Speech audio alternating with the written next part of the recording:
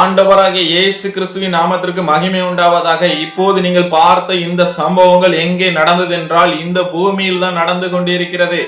ஜனத்துக்கு விரோதமாய் ஜனமும் ராஜ்யத்துக்கு விரோதமாய் ராஜ்யம் எழும்பி ஜனங்கள் ஒரு கூட்ட ஜனம் அழிந்து கொண்டே இருக்கிறது. கொள்ளை நோய்களினால் ஒரு கூட்ட ஜனம் அழிந்து கொண்டே இருக்கிறது. பூமி எதிர்ச்சியினாலும் பூகம்பங்களினாலும் ஒரு கூட்ட ஜனம் அழிந்து கொண்டிருக்கிறது. வெள்ள பெருக்கினாலும் நில சரிவினாலும் ஒரு கூட்ட ஜனம் அழிந்து கொண்டிருக்கிறது. இந்த சம்பவங்கள் எதற்காக நடக்கிறது என்று நாம் அறிந்து இருக்கிறோமா? என்றைக்காவது சிந்தித்திருக்கிறோமா? எல்லாம் இயற்கையாக நடக்கிறது என்று சொல்லிவிட்டு அதை அப்படியே நாம் மறந்து விடுகிறோம். இது இயற்கையாக நடக்கவில்லை, இயற்கையை உண்டு பண்ணின கடவுளால் தான் நடக்கிறது. ஏனென்றால் இது ஒரு தீர்க்க தரிசனம். எதற்காக தீர்க்க தரிசனம் என்றால் இயேசு கிறிஸ்துவின் வருகைக்கான தீர்க்க தரிசனமே. மத்தேயு 24 அதிகாரம் அதனுடைய 3ஆம் வசனம் சொல்லுகிறது, இயேசு கிறிஸ்துவினுடைய சீடர்கள் இயேசு கிறிஸ்துவினிடத்தில் போய் இப்படியாக கேட்கிறார்கள். என்ன கேட்கிறார்கள் என்றால், உம்முடைய வருகைக்கும் உலகத்தின் முடிவுக்கும் அடையாளம் என்ன என்று கேட்கிறார்கள். அப்பொழுதுதான் ஆண்டவராகிய இயேசு கிறிஸ்து இவைகளை சொல்லி கொண்டு வருகிறார். மத்தேயு 24 அதிகாரம் 26ஆம் வசனத்திலும் 7ஆம் வசனத்திலும் இவ்விதமாக கூறுகிறார், ஜனத்துக்கு விரோதமாய் ஜனமும் நோய்களும் பஞ்சங்களும் பூமி எதிர்ச்சிகளும் உண்டாகும். என் நாமத்தின் நிமித்தம் நீங்கள் பகைக்கப்படுவீர்கள் என்று, நீங்கள் உபத்திரப்படுவீர்கள் என்று ஆண்டவராகிய இயேசு கிறிஸ்து அன்றே சீடர்களும் 2024 ஆண்டுக்கு முன்பே இயேசு கிறிஸ்து இங்கே தீர்க்க தரிசனமாக சொல்லி இருக்கிறார். அதன்படியே இங்கே நடந்து கொண்டிருக்கிறது. ஏனெனில் ஆண்டவராகிய இயேசு கிறிஸ்துவின் வருகைக்காகவே இந்த சம்பவங்கள் நடக்கிறது. நோவாவின் காலத்தில் எப்படி நடந்ததோ அப்படியே மனுஷகுமாரனுடைய காலத்திலும் நடக்கும் என்று ஆண்டவராகிய இயேசு கிறிஸ்து 24ஆம் அதிகாரம் 37ஆம் வசனம் 38ஆம் வசனத்தில் கூறுகிறார். இதை நாம் அறிந்து கொள்ள வேண்டும். ஏண்டா இப்படி நடக்குது, எதற்காக இப்படி நடக்குது, இது எல்லாம் இயற்கையின் பேரிடர்கள், இயற்கையினால் நடக்கிறது என்று நீங்கள் தவறாக புரிந்து கொள்ள வேண்டாம். இயேசு கிறிஸ்து சொன்ன இந்த தீர்க்க தரிசனத்தினால்தான் இங்கே நடந்து கொண்டே இருக்கிறது. வானம் பூமி ஒளிந்து போவோம், என் வார்த்தைகளோ ஒரு நாளும் ஒழியாது என்று ஆண்டவராக இயேசு கிறிஸ்து சொல்கிறார். இதற்கு முன்பாகவே ஒரு தீர்க்க தரிசனம் சொல்லப்பட்டிருக்கிறது. ஆக 2ஆம் அதிகாரம் 6ஆம் வசனத்தில் சொல்லப்பட்டிருக்கு, இன்னும் ஒரு தரம் நான் பூமியை மாத்திரமல்ல வானத்தையும் அதிர பண்ணுவேன் என்று ஆண்டவராக இயேசு கிறிஸ்து ஏற்கனவே அவர் பிறப்புக்கு முன்பாகவே அவர் இங்கே தீர்க்க தரிசனமாக சொல்லி இருக்கிறார். ஆகாய் என்கிற தீர்க்க தரிசனம் மூலமாக எபிரேயர்ல சொல்லப்பட்டிருக்கிறது. எபிரேயர் 12ஆம் அதிகாரம் 26, 27 வசனங்களில் எபிரேயர்ல நினைப்பூட்டுகிறார். அங்கே இன்னும் ஒரு துறை என்று சொல்லி வானத்தையும் பூமியை மாத்திரமல்ல வானத்தையும் அசை பண்ணுவேன் என்று அங்கே சுட்டி காட்டுகிறார்.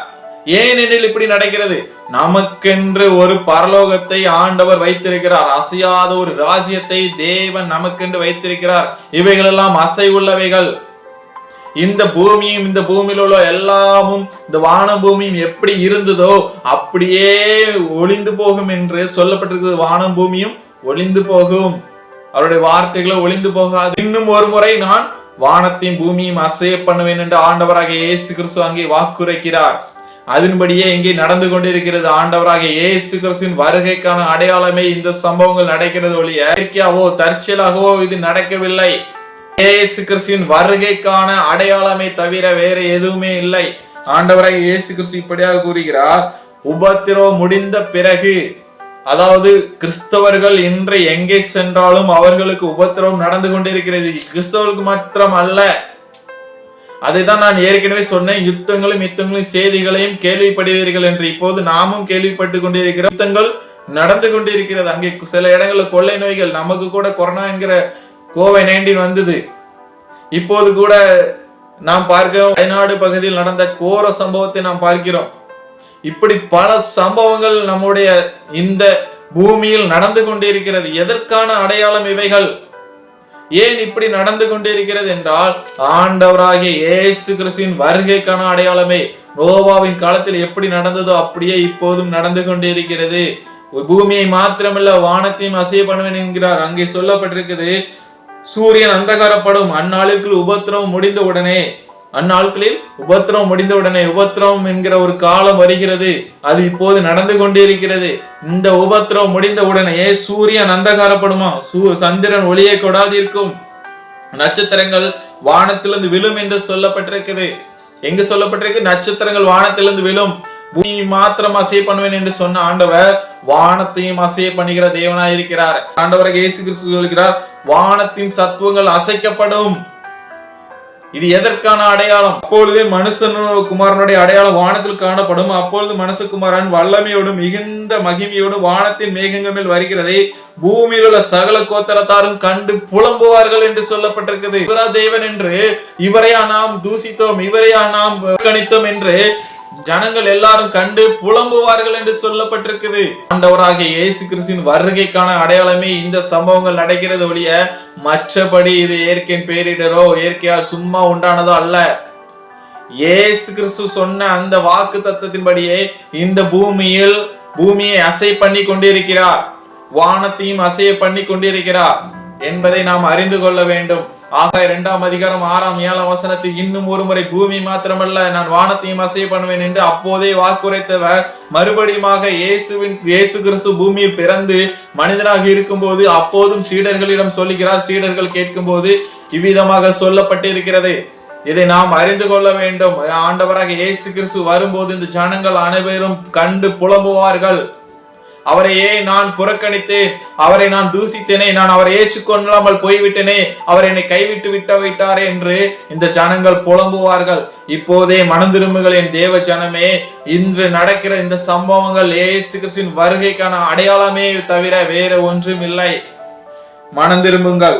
மத்தேயு 24ஆம் அதிகாரம் அதனுடைய 44ஆம் வசனத்தில் நீங்க நினையாத நாளிகையில் மனுஷகுமாரன் வருவார், ஆதலால் நீங்கள் ஆயத்தமாயிருங்கள். இன்னொரு வசனம் சொல்லப்பட்டிருக்கு, உங்கள் ஆண்டவர் இன்ன நாளிகையில் வருவார் என்று நீங்கள் அறியாதிருக்கிறபடியால் விழித்திருங்கள் என்று சொல்லப்பட்டிருக்கு. இது யாருக்கு சொல்லப்பட்டிருக்குது என்றால் கிறிஸ்தவர்களுக்கு சொல்லப்பட்டிருக்குது.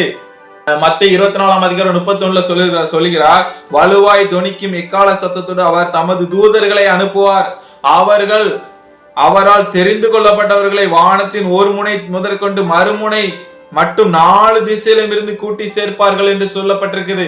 தூற்று கூட அவர் கையில் இருக்கிறதே என்பதை நாம் மறந்துவிடக் கூடாது. மத்தேயு 3ஆம் அதிகாரத்துல சொல்லப்பட்டிருக்குது, தூற்று கூட அவர் கையில் இருக்கிறது. அவர் தமது களத்தை நன்றாய் விலக்கி தமது கோதுமையை களஞ்சியத்தில் சேர்ப்பார், பதரையோ அக்கினினால் சுட்டெரிப்பார் என்று சொல்லப்பட்டிருக்குது.